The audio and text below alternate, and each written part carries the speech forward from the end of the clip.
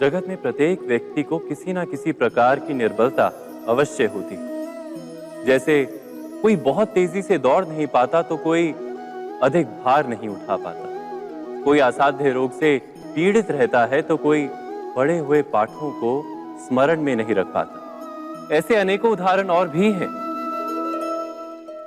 क्या आप किसी ऐसे व्यक्ति को जानते हैं जिसे सब कुछ प्राप्त हो और हम जीवन की उस एक निर्बलता को जीवन का केंद्र मानकर जीते हैं? इस कारणवश हृदय में दुख और असंतोष रहता है सदा। निर्बलता मनुष्य को जन्म से अथवा संजोग से प्राप्त होती है, किंतु उस निर्बलता को मनुष्य का मन अपनी मर्यादा बना लेता है। किंतु कुछ व्यक्ति ऐसे भी होते हैं जो अपने पुरुषार्थ और श्रम से उस निर्बलता को पराजित कर देते हैं। क्या भेद है उनमें और अन्य लोगों में? क्या आपने कभी विचार किया है? सरल सा उत्तर है इसका। जो व्यक्ति निर्बलता से पराजित नहीं होता, जो पुरुषार्थ करने का साहस रखता है हृदय में, वो निर्बलता को पार कर जाता है।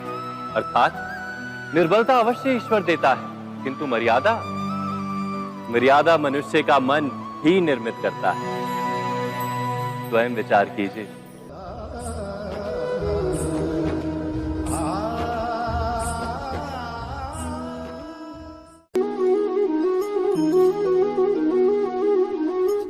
भविष्य का दूसरा नाम है संघर्ष।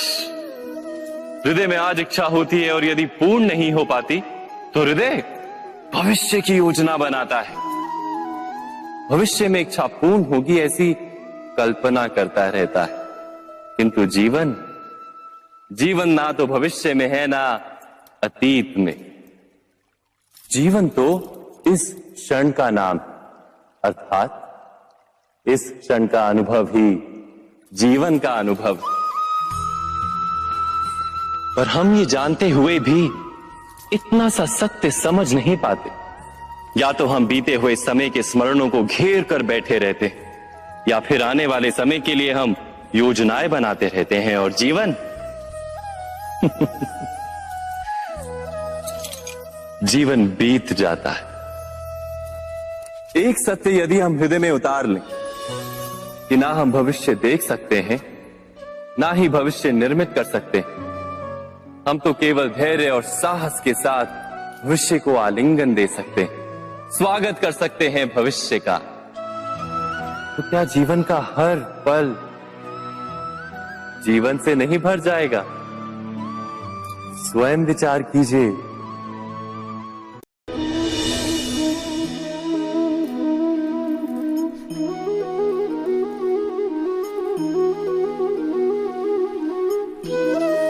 ज्ञान प्राप्ति सदा ही समर्पण से होती है, ये हम सब जानते हैं। किंतु समर्पण का वास्तविक महत्व क्या है? क्या हमने कभी विचार किया? मनुष्य का मन सदा ही ज्ञान प्राप्ति में विभिन्न बाधाओं को उत्पन्न करता है। कभी किसी अन्य विद्यार्थी से ईर्ष्या हो जाती है, कभी पढ़ाए हुए पाठों पर संदेह जन्मता है और कभी गुरु द्वारा दिया गया दंड मन को अहंकार से भर देता है। नहीं, क्या ऐसा नहीं होता? न जाने कैसे कैसे विचार मन को भटकाते हैं और मन की इसी अयोग्य स्थिति के कारण हम ज्ञान प्राप्त नहीं कर पाते। मन की योग्य स्थिति केवल समर्पण से निर्मित होती है। समर्पण मनुष्य के अहंकार का नाश करता है। ईर्ष्या, महत्वाकांक्षा आदि भावनाओं को दूर कर हृदय को शांत करता है और मन को एकाग्र करता है। वास्तव में ईश्वर की सृष्टि में ना ज्ञान की मर्यादा है ना ज्ञानियों की। गुरु दत्तात्रेय ने तो गाय और श्वान से भी ज्ञान प्राप्त कर लिया था। अर्थात विषय ब्रह्म ज्ञान का हो या जीवन के ज्ञान का या गुरुकुल में प्राप्त होने वाले ज्ञान का, उसकी प्राप्ति के लिए गुरु से अधिक महत्व है उस गुरु के प्रति हमारा समर्पण। क्या यह सत्य नहीं?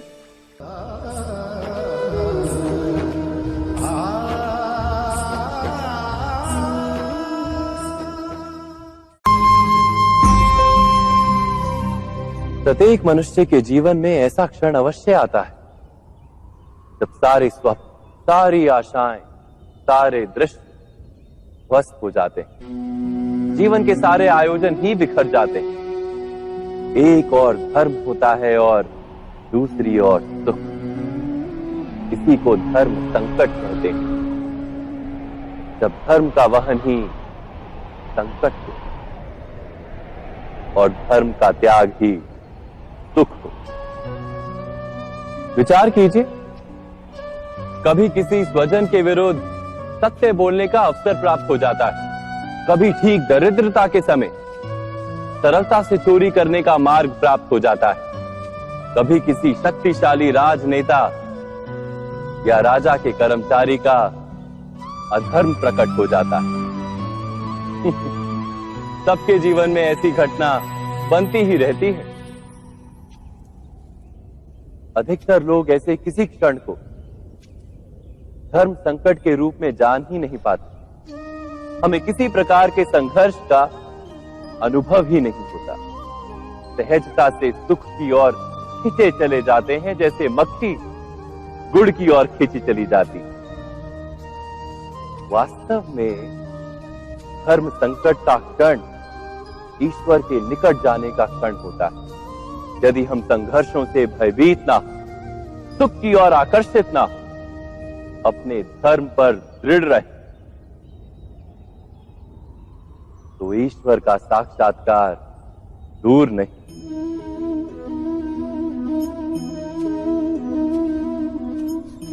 पवन से युद्ध करने वाला पत्ता यदि पेड़ से गिरता है तो भी आकाश की ओर उठता है। पवन से झुकने वाली घास वहीं भूमि पर रह जाती। अर्थात धर्म संकट से यदि हम संकट को ही टाल दें तो सुख तो मिलता है, जीवन बढ़ता है, किंतु क्या चरित्र नहीं टूटता? क्या आत्मा दरिद्र नहीं हो जाती? क्या ईश्वर से अंतर नहीं हो जाता? स्वयं विचार कीजिए।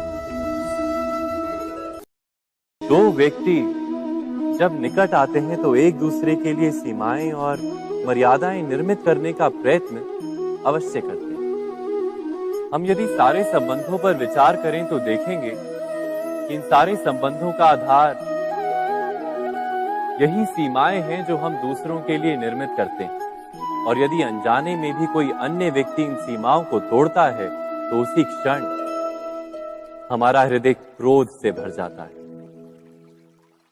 इन सीमाओं का वास्तविक रूप क्या है? क्या हमने कभी विचार किया? सीमाओं के द्वारा हम दूसरे व्यक्ति को निर्णय करने की अनुमति नहीं देते। अपना निर्णय उस व्यक्ति पर थोपते हैं, अर्थात किसी की स्वतंत्रता का अस्वीकार करते हैं हम। और जब स्वतंत्रता का अस्वीकार किया जाता है तो उसका हृदय दुख से भर जाता है। और जब वो सीमाओं को तोड़ता है तो हमारा हृदय क्रोध से भर जाता है। क्या ऐसा नहीं होता?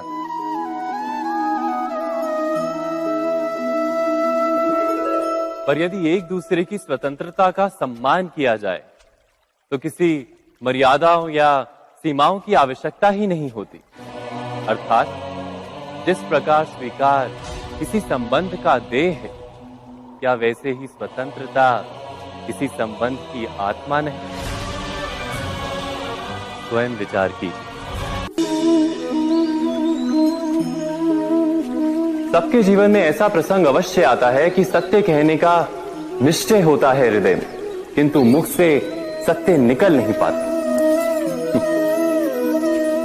कोई भय मन को घेर लेता है। किसी घटना अथवा प्रसंग के बारे में बात करना या फिर स्वयं से कोई भूल हो जाए उसके बारे में कुछ बोलना, क्या ये सत्य है? नहीं, ये तो केवल तथ्य है। अर्थात जैसा हुआ था वैसा केवल बोल देना सामान्य सी बात है। किंतु कभी कभी उस तथ्य को बोलते हुए भी भय लगता है। कदाचित किसी दूसरे की भावनाओं का विचार आता है मन। दूसरे को दुख होगा ये भय भी शब्दों को रोकता है।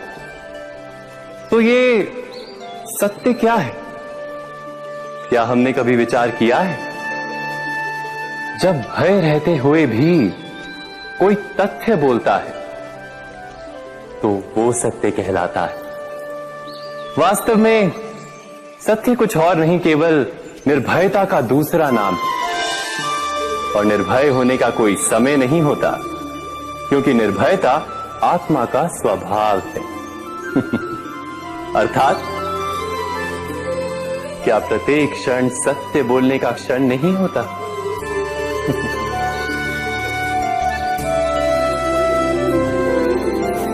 स्वयं विचार कीजिए।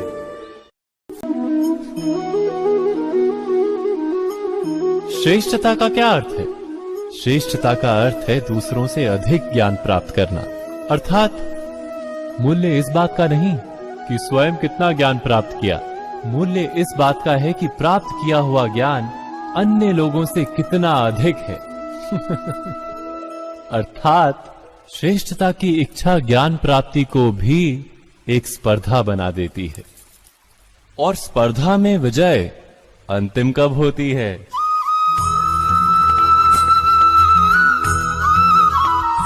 कुछ समय के लिए तो श्रेष्ठ बना जा सकता है, किंतु सदा के लिए कोई श्रेष्ठ नहीं रह पाता। फिर वही असंतोष, पीड़ा और संघर्ष जन्म लेता है।